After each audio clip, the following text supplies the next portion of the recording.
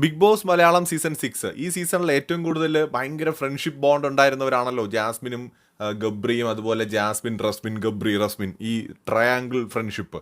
അപ്പോൾ ഇന്ന് എല്ലാവരും സന്തോഷത്തോടെയൊക്കെ പിരിഞ്ഞ് എല്ലാവരും പോയി. പക്ഷെ അതിന് മുമ്പ് ബിഗ് ബോസ് വീട്ടിൽ ഒരു കാര്യം നടന്നു. അതായത് നമ്മുടെ ഗബ്രിയെ പൂരെ തെറി വിളിച്ചിട്ടാണ് റസ്മിൻ ഇറങ്ങി പോയിരിക്കുന്നത്. ആ നായിൻ്റെ എന്ന് പറഞ്ഞ് ഇങ്ങനെ ഇടിച്ച് നിർത്തിയിട്ട് പിന്നെ ബാക്കി ആ ഡാഷ് മോൻ എന്താണ് ഈ കാണിക്കുന്നതെന്നൊക്കെ ചോദിച്ചും കൊണ്ട് അപ്സരയുടെ അടുത്ത് ഭയങ്കരമായിട്ട് സംസാരിക്കുന്നുണ്ടായിരുന്നു ഡ്രസ്സിംഗ് റൂമിനകത്ത് വെച്ച്. എന്താണ് സംഭവിച്ചതെന്ന് എപ്പിസോഡ് കണ്ടവർക്ക് മനസ്സിലായി കാണും. അതായത് ഗബ്രിയുടെ പെരുമാറ്റം, ജാസ്മിൻ്റെ അടുത്തുള്ള പെരുമാറ്റം, ഗബ്രി പറഞ്ഞു കൊടുക്കുന്ന കാര്യങ്ങളോടൊന്നും റസ്മിന് യോജിക്കാൻ പറ്റുന്നില്ല. അതായത് ഗബ്രി കുറച്ചും കൂടെ റിയൽ ആയിട്ടുള്ള കാര്യങ്ങൾ പറയുന്നുണ്ട് ഒന്ന്. രണ്ടാമത് ഇന്ന് നമ്മുടെ ജാസ്മിൻ്റെ തോളിൽ ചാരി കിടന്ന് ഗബ്രി ഒരു പാട്ട് പാടുന്നുണ്ടായിരുന്നു. അതൊന്നും റസ്മിന് ഇഷ്ടപ്പെട്ടിട്ടില്ല എന്ന് തോന്നുന്നു. നെഗറ്റീവ് ആകും ജാസ്മിൻ എന്ന് പറഞ്ഞിട്ടാണ്. പക്ഷേ ജാസ്മിനും തിരിച്ചങ്ങനെയാണ്. ജാസ്മിൻ ഗബ്രിയുടെ അടുത്ത് എത്ര ക്ലോസ് ആയിട്ടാണ് പെരുമാറുന്നത് നോക്കൂ. അത് എന്താണെന്നറിയോ, ഇത് ഇപ്പോൾ കണ്ടുകൊണ്ടിരിക്കുന്ന നമുക്കും ചിലപ്പോൾ ഈ പറയുന്ന റസ്മിൻ ഉൾപ്പെടെയുള്ളവർക്ക് ഇതൊരു ഗെയിം ആയിരിക്കും. ജാസ്മിൻ ജയിക്കണമെന്ന് ആത്മാർത്ഥമായിട്ട് റസ്മിൻ ആഗ്രഹിക്കുന്നുണ്ടാവും. അതിനൊന്നും ഞാൻ തെറ്റ് പറയുന്നില്ല. അത് അവർക്ക് ആഗ്രഹിക്കുക, അവരുടെ ഫ്രണ്ടാണ്. അതുപോലെ ജാസ്മിനെ സ്നേഹിക്കുന്നവർ ആഗ്രഹിക്കുന്നുണ്ടാവും, ജാസ്മിൻ്റെ ഫാമിലി ആഗ്രഹിക്കുന്നുണ്ടാവാം ചിലപ്പോൾ. പക്ഷേ ജാസ്മിനും ഗബ്രിക്കും ഉള്ളിൽ അവർക്കിത് ആക്ച്വലി അവരുടെ ലൈഫും കൂടെയാണ്. അവർക്കിത് ഗെയിം മാത്രമല്ല, അവിടെ വിന്നർ ആകുന്നോ ഇല്ലേ എന്നുള്ളത് മാത്രമല്ല. അവർ ഈ ഒരു ഷോയിൽ വരുന്നു, സ്ട്രാറ്റജി ആയിട്ട് തുടങ്ങി, പിന്നെ അത് അറിയാതെ പോകെ സീരിയസ് റിലേഷൻഷിപ്പിലേക്ക് എത്തുന്നു. ഇപ്പോൾ രണ്ടുപേർക്കും സത്യത്തിൽ എന്ത് ചെയ്യണമെന്ന് അറിയില്ല. കഴിച്ചിട്ട് ഇറക്കാനും വയ്യ, മധുരിച്ചിട്ട് തുപ്പാനും വയ്യ.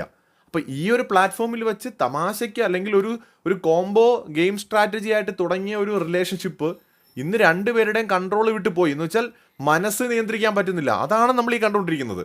ജാസ്മിനും ഗബ്രിക്കും സ്വയം നിയന്ത്രിക്കാൻ പറ്റുന്നില്ല. ജാസ്മിന് ഗബ്രിയോടും ഗബ്രിക്ക് ജാസ്മിനോടും നല്ല രീതിയിൽ ഇഷ്ടമുണ്ട്, പ്രണയമുണ്ട് എന്നുള്ളത് വ്യക്തമാണ്. അപ്പോൾ അവരിപ്പോൾ ശരിക്കും പറഞ്ഞാൽ അവരുടെ പ്രശ്നം ടൈറ്റിൽ വിന്നർ ആകുമോ ഇല്ലേ എന്നുള്ളതല്ല, പുറത്തിറങ്ങിയിട്ട് എങ്ങനെയാണ് കാര്യങ്ങൾ ഹാൻഡിൽ ചെയ്യുക, ഫാമിലി എങ്ങനെ ഹാൻഡിൽ ചെയ്യും, പുറത്തെ പ്രശ്നങ്ങൾ എങ്ങനെ ഹാൻഡിൽ ചെയ്യും, ഈ റിലേഷൻഷിപ്പിൻ്റെ ഫ്യൂച്ചർ എന്താണ്, ഇത് എങ്ങനെ അവസാനിപ്പിക്കും അല്ലെങ്കിൽ ഇത് എങ്ങനെ തുടരും, ഇതൊക്കെ ആയിരിക്കും അവരുടെ മനസ്സിൽ.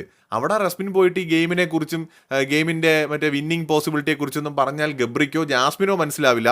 അവർ കുറേ ദിവസം പരസ്പരം കാണാതിരുന്ന് വീണ്ടും കാണുമ്പോൾ ഉള്ള സ്നേഹമാണ് ആ കാണിച്ചു കൂട്ടുന്നത്. അത് ഇപ്പം ജാസ്മിനും ഗബ്രി ഇനിയിപ്പോൾ അങ്ങനെയൊന്നും ചെയ്തില്ല എന്ന് വെച്ചോ, എന്നാലും ഇത് നെഗറ്റീവ് ആവും. അതാണ് വേറൊരു കാര്യം. അപ്പോൾ പറയും ഇത്രയും നാൾ സ്ട്രാറ്റജി ആയിരുന്നു, പുറത്ത് നെഗറ്റീവ് ആണെന്ന് പറഞ്ഞപ്പോൾ നൈസായിട്ട് രണ്ടുപേരും ഡിസ്റ്റൻസ് കീപ്പ് ചെയ്യുന്നു എന്നായിരിക്കും പറയുക.